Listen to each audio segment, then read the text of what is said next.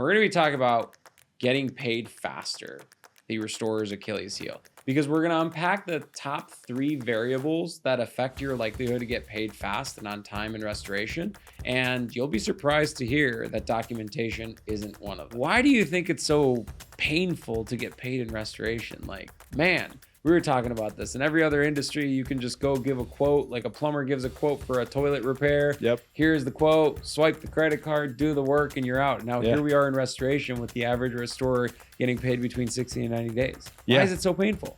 And when we talk to contractors, one of the things that they can do to overcome that, along with documentation, is run really great processes with really great people and use technology to enable all of that. We've been around for 8 years. Nice. And we've processed over $500 million of claims for contractors, and it's been it's a really cool business. Yeah, man. I mean, I think this industry deserves a lot more than it has, and that's kind of, I think we're both mutually aligned on, let's do more for this beautiful industry.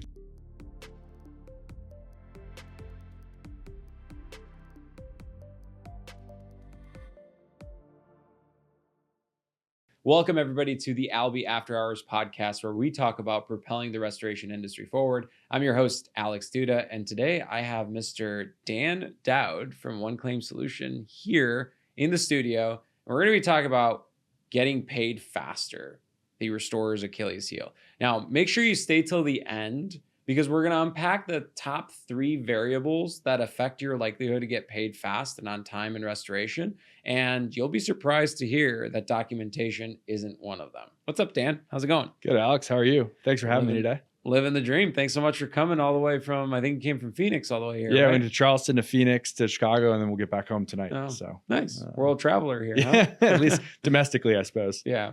Well, hey, man, before we get into your background and everything, why do you think it's so painful to get paid in restoration? Like, man, we were talking about this. In every other industry, you can just go give a quote, like a plumber gives a quote for a toilet repair. Yep. Here's the quote, swipe the credit card, do the work, and you're out. Now, here we are in restoration with the average restorer getting paid between 60 and 90 days. Why is it so painful? Yeah, I mean, there's a lot of reasons for it. I think one of the things that's very different in restoration than any other home services market is the role of the insurance carrier, right? It's a lot more like medical in that sense. And so the role of the carrier influences how people get paid and how quickly they get paid. And when we talk to contractors, one of the things that they can do to overcome that, along with documentation, is run really great processes with really great people and use technology to enable all of that. And if you can partner that with really great negotiation, then you can get really good outcomes. Got it. So what was it? People, process, and technology. Yeah. So what do you mean by, can you dive in a little bit more on people, process, and technology? Like, what do good people look like? What's a good process look like? And what's great technology look like? Yeah. I'll start with process, Awesome. because it's driven by the people and technology enables it. But process is, from our perspective, it's consistency and it's persistence. How do I keep my files on the top of the adjuster's pile? Because the adjuster's got a long pile. And by the way, they've also got an incentive to move files. And so how do I make sure it's my files that they're moving? Well, you get that through a really, well-run, consistent process that has your people, and I'll get to the people, who are trained to be, front on their toes, face forward, doing a high volume of outreach, right? A lot of folks, a lot of contractors have got someone wearing multiple hats. And so this falls to the bottom of the list because it's frankly not that much fun to do. And so you've got to have people who are just doing this all day long and focused on getting you paid. And frankly, there's not like a silver bullet in terms of the type of people, but you do want someone who's got customer service experience, contact center experience. If they've been a former adjuster, that's great because they understand the role of the adjuster. But oftentimes it's the admin in the back of the office that is stuck with that job and they don't love doing it, and so they're not, let alone trained or developed to do it. They don't want to take it on. So people is a big thing, and then technology. I mean, there's so much that technology can enable. Certainly today, with artificial intelligence really emerging in a true democratic way, we use technology. It guides every single one of our invoices from submission from the contractor in our portal. That's where they interface, all the way to getting paid and moving payments through our digital lockbox and back to the contractor. Interesting. And everything in between in terms of keeping people on time, doing what they're supposed to be doing, and being able to to manage them rigorously against the process. Got it. And you mentioned something interesting. So on the people front, you believe that a restoration contractor should have a dedicated accounts receivable specialist. And you're stating that, and I see that often most restoration contractors don't. It's like you said, the office admin that's in charge of dispatching, and on top of dispatching, they're also collecting. Well, guess what? When the phone's ringing off the hook with incoming leads, she's not going to focus on collecting the money. She's going to focus on dispatching the crews, right? And then you have this hodgepodge. Well, and that's the challenge, because when the phone rings and it's the adjuster, well, they're calling you to get their file off their desk and pay you. Exactly. And that's important too, right? You got to make payroll, you got to make ends meet. Getting 100%. Jobs are great, but it's hard when you've got to extend costs to do those jobs and can't get cash on the back end. And so having someone who, when we can talk about dedication, if it's their sole focus, that is, we can debate the economics and the scale of which you would need that. But you've got to have someone there who's ready to take the phone when it rings, and someone who's driving outbound volume to make the phone ring, right, and get someone on the other line. And so, we think, yes, dedicated resources to the extent that it makes economic sense, but certainly someone who's truly focused and is managed to focus and get certain measurable KPIs out of the collections process is necessary. Interesting. How much is too much, do you think? So you mentioned outreach, and like in my book, for example, I have this whole 48-hour rule, it's called. So basically the principle is like, it takes 15 touches, let's say, to get a file paid, right? Yeah. And if you wait a week in between the 15 touches, it'll take 15 weeks. If you wait 48 hours, it could take 30 days, right? But like, how much pestering is too much pestering, and how little pestering do you think is too little? Yeah, well, I certainly think once a week is not enough. Got it. There is every day is also too much. You're going to really rub the adjusters the wrong way. And you're not going to get really what you want, which is like, hey, a good cordial relationship, a good meaningful interaction, right? And frankly, a good reminder of like, hey, we spoke 3 or 4 days ago. What's going on? Yep. And so I think 48 hours is probably on the, if you do it every 48 hours, you're going to get paid, but you might rub them the wrong way. But it's certainly not a week. A week's too long. Makes sense. Super interesting. What exactly do you do? I mean, you have all this experience in accounts receivable. I bet a lot of people right now are wondering, hey, okay, cool, that's awesome. You mentioned the lockbox, the digital lockbox, your reps and stuff like that. What does One Claim Solution do? Yeah. So we are the AR back office for contractors. So and our historical focus has been on emergency services with independent restoration contractors. And what we do is, once you're done writing the job, writing the invoice, putting your documentation together, we take it over, you send it to us, we send it to the carrier, and then our team picks it up and engages with the adjuster until we get to what we believe is an optimal outcome. And then we make sure that optimal outcome gets paid. We make sure that money goes to where it ought to go, which is back to the contractor. There are circumstances where the money does not go back to the contractor, and we've got to go figure out how to get it to them, engage with the property owner in a, white glove customer service way to get it back to them. And that's what we do. We are Sally in the back office for our contractors. Interesting. And how did you get involved in this? Yeah, my background, as we were saying earlier, not resto, not insurance, very corporate in nature. I started my career at GE in corporate finance and accounting and M&A.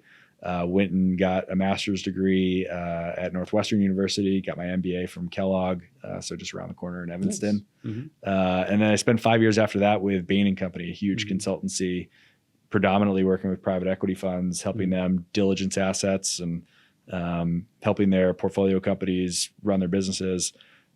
Left there knowing I wanted to go do something like that on a smaller scale and have more sort of control over that. And I met Josh and Jeremy at OCS along the path of trying to find a business to join. And, nice. We made it work. And so I joined them in the fourth quarter of 2022, and crazy ride it's been over the last 2 years. We've had a ton of success growing the business. We've learned a ton about how to grow a business. But really, Josh and Jeremy had what I think in OCS is this really phenomenal business that brings this really important service to a market that's massively underserved and challenged to get paid. And so I dug in with those guys and understood what it took to start to scale the business. And we're, really 18 to 24 months into that. You were mentioning one of the founders had a specialty in medical billing, right? And a restorer came up to him and asked, hey, Can you help me with my files? Yeah, that's sort of the origin story. So Josh, one of my partners and the co-founder of OCS, he was an attorney focused on medical billing, air ambulance medical billing. So really large claims. And the resto space is just like the medical space. You've got the emergency room, you've got the carrier, you've got the patient, and you've got the medical billing agencies that exist in between, but nothing like that in resto. And so Josh, one of Josh's neighbor came over and said, "Hey, I'm having a hard time getting paid. You're a lawyer. Can you take a look at this?" And that was the origin story. OCS founded right out of that. And we've been around for 8 years. Nice. And we've processed over $500 million of claims for contractors. And it's a really cool business. That is really cool. So you and I were talking, and it kind of piqued my interest when you were talking about the fact that different insurance carriers operate in different ways. And one of the advantages of going with OCS is that you somehow departmentalize your staff members by carrier. Can you tell me a little more about that? Yeah, absolutely. So we're organized into 4 teams. Each of those 4 teams does have different functional expertises, right? So if I think about what OCS does, there's a negotiation aspect, a collections aspect, and a processing aspect. And so we have functional organization that way. But then within the negotiation team, we have teams organized by carriers. Because each carrier is different. Some carriers use TPAs, some carriers don't. Some carriers are heavier in certain regions and not heavier in other regions. And so if we can build a team around a subset of carriers, that team can understand how that carrier works. And then we can build relationships and really try to tailor our processes to the process of a carrier.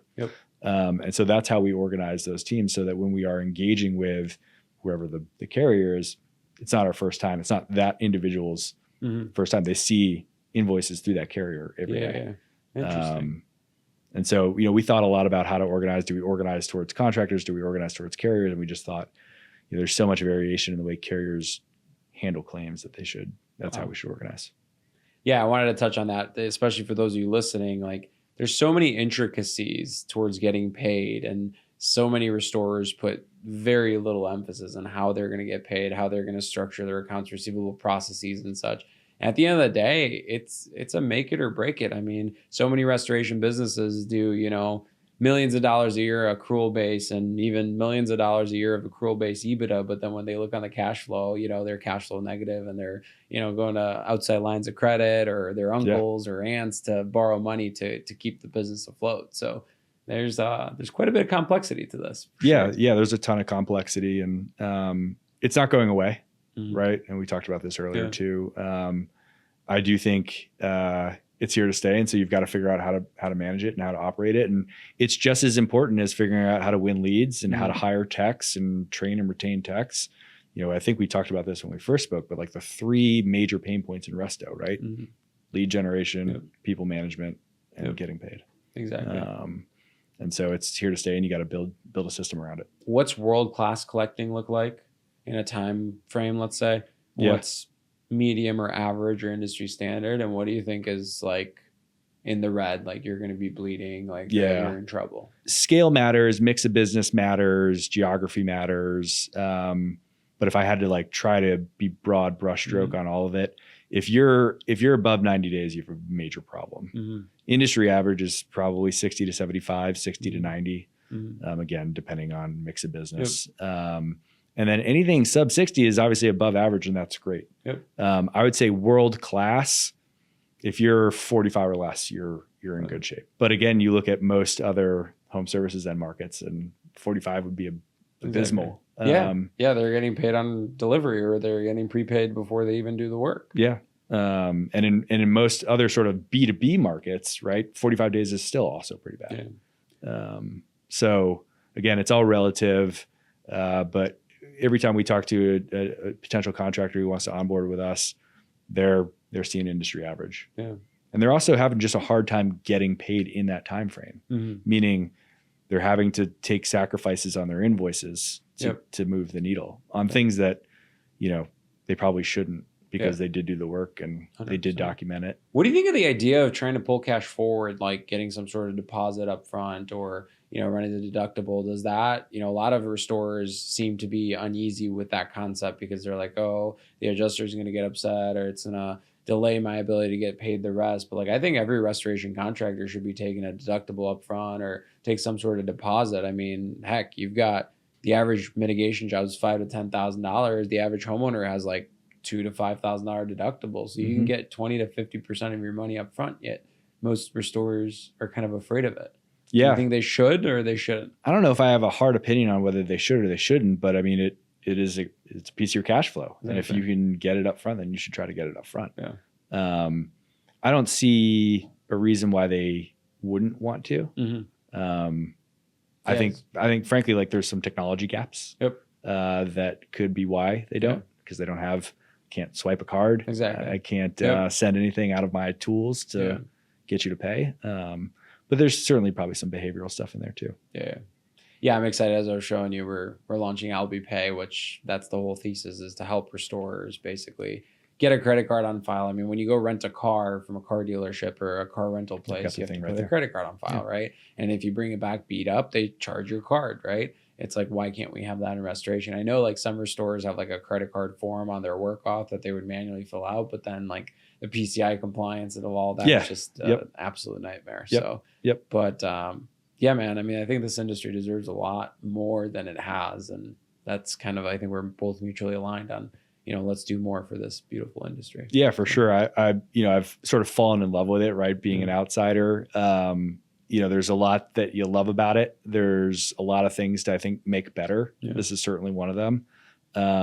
But also there's a lot that's like frustrating. And I think that's the exciting part about it is like, there are things to be fixed. 100%. And this getting paid piece is definitely one of them. We promised our viewers that we talk about the top 3 variables that are affecting their ability to get paid. And in your opinion, documentation didn't make it to the top 3 list, even though that's what everybody talks about and everybody preaches. So tell me more. Let's elaborate on that. What are these top 3? How did you come up with them?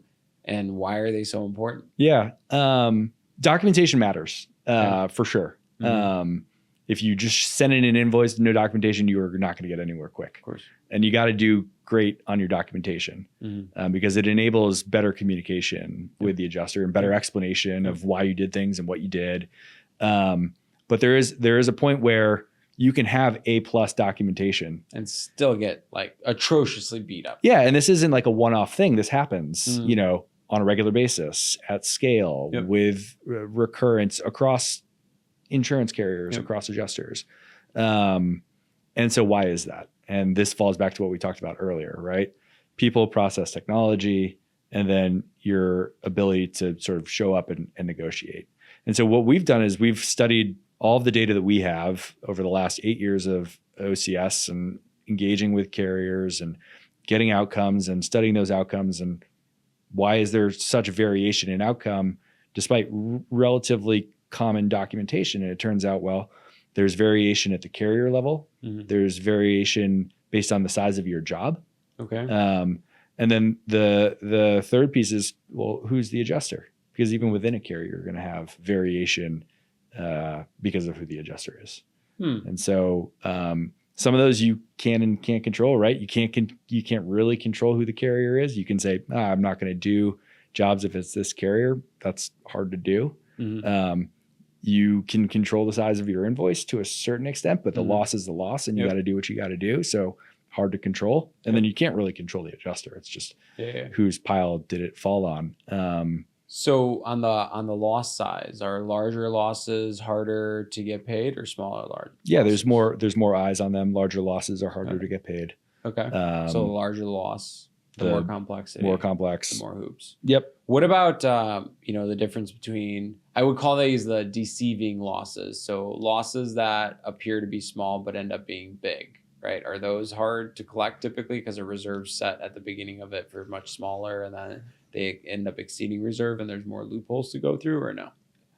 Yeah, great question. I actually don't have we haven't studied any data that would suggest what the reserve was set at relative to what the invoice was and what was paid. So I can't say specifically, but my gut is, again, the bigger the job, the harder it is to get paid. And then insurance companies, like there's insurance companies that pay a lot better or quicker than other insurance companies? Yeah, because some of them are using TPAs, some of them Got are it. not using Makes TPAs. sense. And again, frankly, even within that, some adjusters you can have better relationships with, some you can't. Got it. And so that is a part of the grease on the rails is that in the equation. Okay. And then have you seen insurance companies, like certain insurance companies, certain years be really, really good at paying and then other years slow down and shift? Or are they typically like, I remember like, yeah, you got a Chubb claim. All right. Yep. Gold versus other carriers. I have to think back to the data. I don't have any insights off the top of my head. Got it. We certainly know 2024 was a harder year than 2023. But they all tend to move, I think, seemingly together. Yep. And so the ebbs and the flows are just truly the ebbs and the flows across. I guess top takeaways for Restore listening to this podcast. What would you say they should do starting today to make sure that they get their accounts receivable under control? And obviously they can hire your firm, but let's say they're not going to hire your firm, right? And choose the hard way out. What would those top 3 things be? Yeah, I think I go back to people, processes, and technology. Okay. No one of them is going to solve the problem. You've got to first of all know that you have a problem, so you got to get visibility into it, right? And then that visibility has to sustain itself, so that am I improving? Am I not improving? Is there anything I didn't cover or I didn't ask you during this podcast that I should have? I'm sure we could go down a whole bunch of different rabbit holes, but no, this has been it's been great. We talked about what we said we were going to talk about, so awesome. Appreciate the time. Yeah, thanks for coming. Thanks so much for coming. And how can our listeners find you? Yeah, oneclaimsolution.com. Come visit us. Awesome. Set up some time. We'll chat. Great. And I'll have the team take your socials and throw them in the description of this podcast here. Perfect. Cool, man. Well, thanks so much for coming out. All right, dude. Really appreciate you. Appreciate it.